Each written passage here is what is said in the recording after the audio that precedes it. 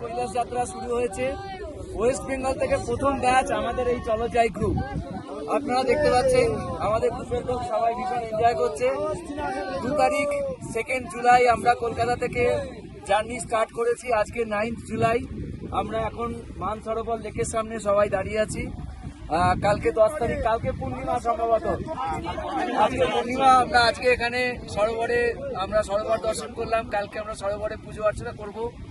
তো সবার এত বছরের স্বপ্ন প্রায় পূরণ হয়ে গেছে আমাদের। তো আমি একটু সবার থেকে জেনে নেবো কিরকম অভিজ্ঞতা, আপনাদের কিরকম লাগছে, কিরকম লাগছে সবার আপনাদের।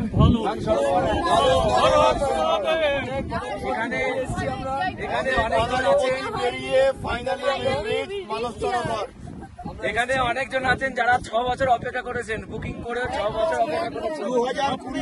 2020-তে বুক করেছিলাম, ফাইনালি পৌঁছেছি এখানে।